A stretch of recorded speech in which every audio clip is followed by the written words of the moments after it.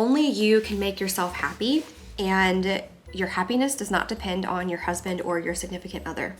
As a result of applying this skill, you are going to experience some features and characteristics of a soft life as a result of your relationship. And it sounds very intriguing, like something I want. Relationships fall apart oftentimes because the woman is unhappy, not in a good mood very often. We want to be able to show that we don't need special treatment, that we're capable, we're smart, we're able to handle whatever comes our way.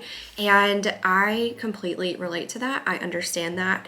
That doesn't mean though that it is always useful. Hello, beautiful ones. Welcome back to my channel. I am so excited to be with you here for another week here on Leisha Leveling Up. I am diving back into the empowered wife this week and going to be covering skill number 1 and the chapters 3, 4, 5, and 6, which detail that skill in this video. And so if you have just joined me and you're new here, my name is Leisha and I've been documenting my personal leveling up journey since 2020 here on YouTube. I've been sharing my personal transformation from broke beach bum into feminine, elegant, and affluent woman. So if you are wanting to embark on your journey, you're on that journey for yourself, I would love to have you subscribe and join me here for a video each week.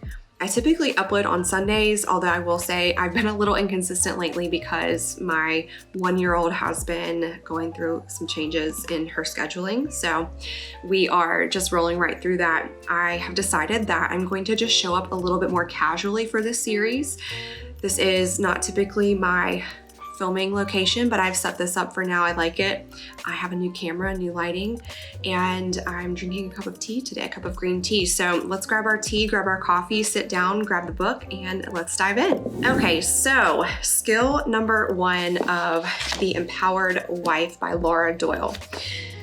This skill, I think, might seem like, okay, yeah, I get that. You know, it's called Replenish Your Spirit with Self-Care. And there is a lot of self-care content out there on YouTube that is sort of becoming I think just, it's become more normalized to exercise self-care in our culture than, you know, especially in the past few years, going through what we've all been through. And so I think, you know, a lot of us might see this chapter. At first I read this and I was like, this is going to be a little bit boring for me. I've kind of worked on that in my level up journey. I've got my skincare routine down. I've got my makeup routine down. I'm currently working on a new sort of hair care routine. If you have not noticed, my hair has been going through some changes. It's not quite where I want it yet, but I'm working on it. So I feel like I have all of that, you know, go get your massage, go and make sure you're working out, eating right, all of that. The way that Laura is referencing self-care in this book is something that we should all really work on, because she says, as a reminder, only you can make yourself happy, and your happiness does not depend on your husband or your significant other. And so when she opened up with that, I thought, how many of us who are in the femininity space, the leveling up space, are looking to our men to, you know, treat us like queens and do all of the things that we want them to do, and sometimes read our minds to do them.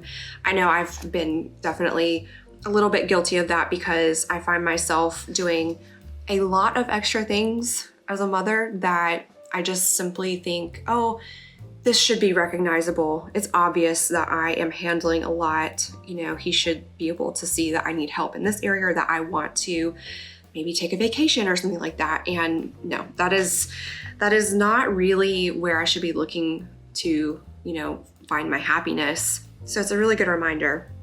And she starts out, before she gets into the next chapters, which go into detail about setting up, you know, why it's important to practice self-care in this way for a relationship, by giving you an exercise. And so let's all get out our journals. You all know I'm a big journaler, and it's helped me so much in my level up journey to journal. She says, make a list of at least 20 things that you enjoy doing just because they make you happy. This is not a list of things that you feel you should be doing, but things that delight you. The more frivolous, the better. Okay, I am like master of efficiency. I'm trying to be, as efficient as possible all day long. And so if there's something that makes me happy, I'm typically trying to slide in something that I should be doing with that. And that probably robs me of my pleasure and delight. She says to carve out time to do 3 things from your list tomorrow, the next day, and every day after that, both to make yourself happy and focus your energy on what you can control yourself. All right, so now that we did that exercise, maybe you pause this, maybe you are going to save it for later. I want to go into chapter 3. The chapter is titled, You Are Not a Smaller, Less Hairy Man. And this is sort of going into what I spoke on in a couple of videos back, where I was talking about ways to be feminine in a masculine environment, especially such as work. And I think that this had some really good reminders for me that could go along with that video. And so you may find this chapter speaks to you if you enjoyed that video. It talks about the characteristics of femininity, or gifts. She describes them as gifts. And I'm not going to go into detail with all of them. The main one that I think is important and something to keep in mind here is, and I love the way she puts this, I'm just gonna read it from the book. And she's referencing the fact that men and women are different. So not any less in value, just different.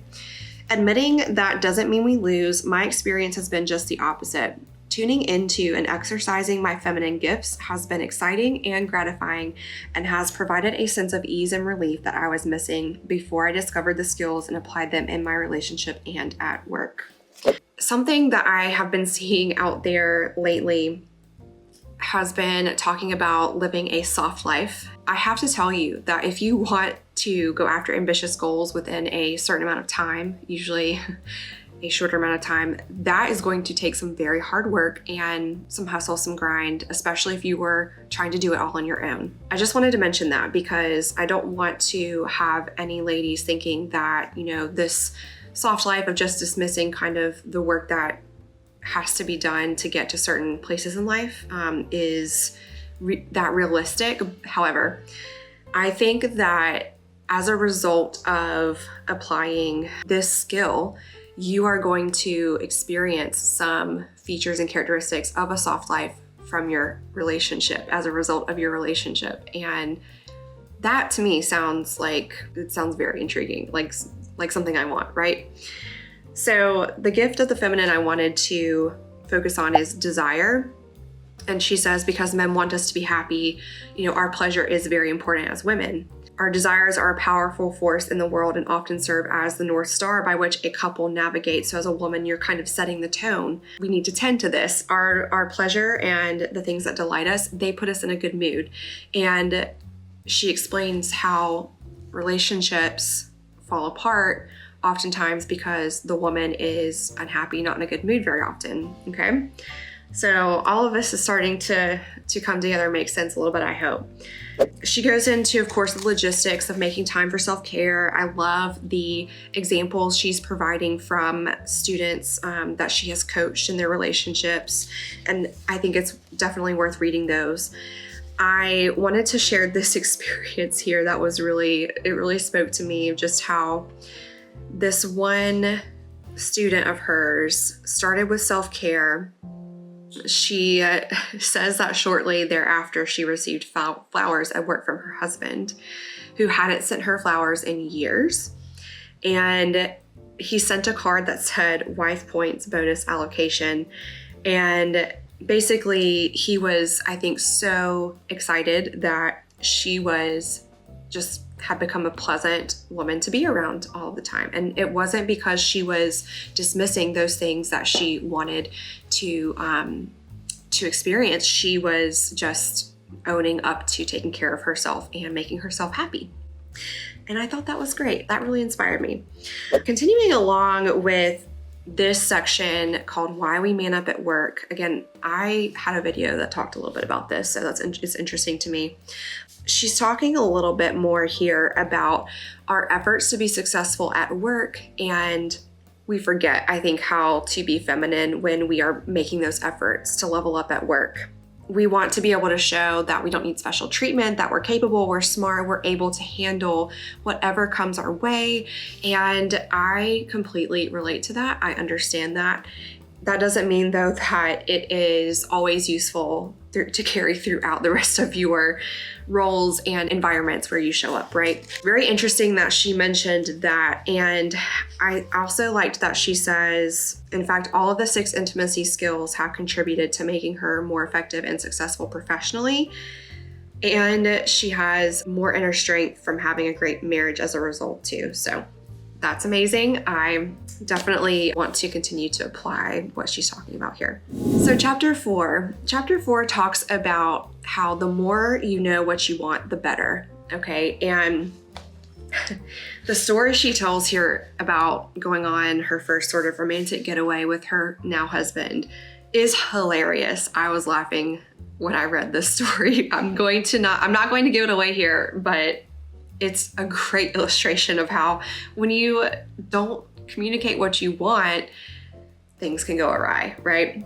She encourages you to, if you're not clear on your desires and what you want, keep a list and just keep a running list. Keep adding to it of, just things that you know you want, and continue to get clear on those things. I've talked about that too here on my channel in the Level Up community. I think we all find ourselves at a point where we have to know what we want. Not everyone is the same in the same place, stage of life, or, leveling up does not have one definition for everyone, right? And so that is why I think this is important, because you want to stay true to yourself, and you want to, again, like she's saying, be able to find yourself in a good mood and be happy, but you are responsible for that. Moving along through chapter 5, expressing your desires in a way that inspires. Now, this is where I have been taking action, and it's been very encouraging. I'm going to keep doing this. She actually just says, say the words I would love when you are expressing a desire to your significant other or your spouse. It says, imagine if every time you expressed a desire to your husband, he started thinking about how he could delight you by meeting that desire. In this chapter is everything you need to inspire him to do just that. And then I also underlined this down here because I already know that some of you hearing that, like I was, are probably thinking, well, my husband is the exception to that rule. He actually really does not care what I want. He just wants to live his own life. He wants to be comfortable. He wants to keep on coasting. And trust me, I can relate. So she says, if you think your man is an exception to this rule, it's likely that you haven't seen that side of him for a while because he's been so busy defending himself from inadvertent criticism, control, or disrespect.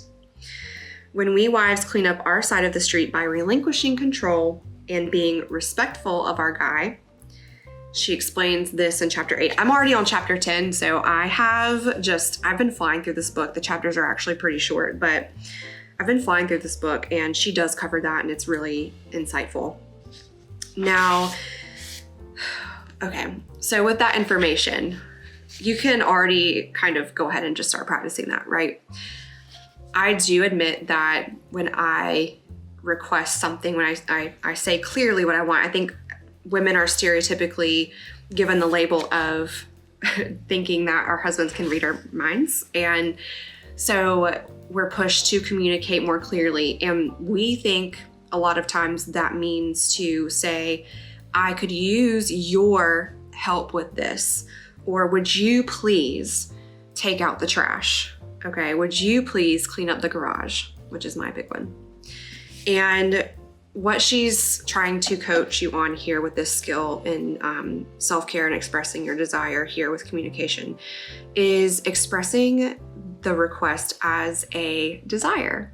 Because if men truly want to make their woman happy and want to please her, but yet they respond defensively when they hear what you're saying as criticism or nagging, then you're going to get the result, right? Like if you go ahead and rephrase this a little bit as a desire. So instead of saying, would you please take out the trash? As an example, you could say, I would love it if the trash were taken out by the time I get back from the grocery store. So focusing on the end result, not just the how, is important here as well, because this is something else that frequently is, I think, expressed or a complaint from married women, is that they want things done a certain way, and the way that they would do them, that's what they expect their husband to do. And men, of course, think differently from women. We are different, right?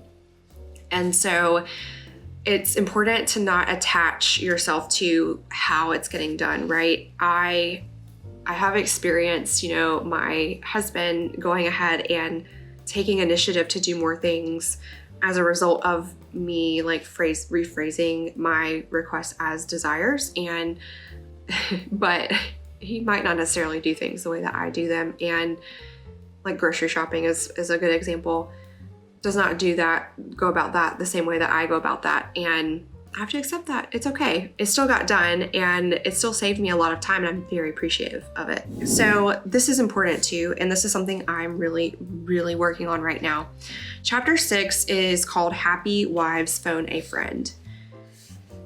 Essentially, your self-care, the way that she sums this up is, your self-care is not complete without your friends. And again, if I don't have close friendships, I find myself venting and complaining about a lot of things to my husband. And while he is my most close relationship in life, I think that it's unfair to vent to him constantly about things that are bothering me, that I'm worried about. And you should have a girlfriend to vent to. Now, that comes with caveats, and this is probably where I have lived kind of out of fear in the friendships department for a while, because I am so cautious of the toxic friendships.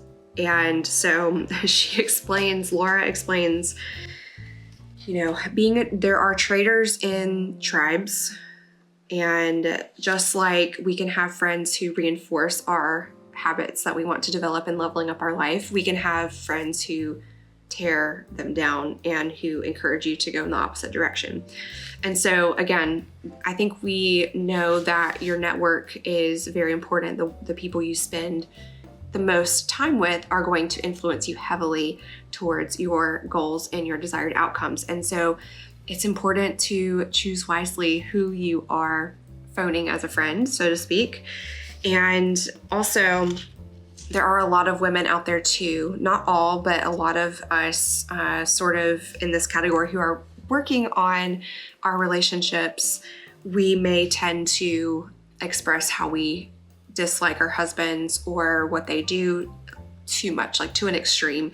And so find women who like their husbands, love their husbands, but are in a positive way trying to work on bettering their relationship, and who understand that they have to have some accountability for what they are doing in their marriages and relationships. Okay, so wrapping this thing up, thank you so much for joining me this week covering skill number 1 of the empowered wife. And again, there are 6 skills. I'm going to be doing 5 more videos to cover the last skills.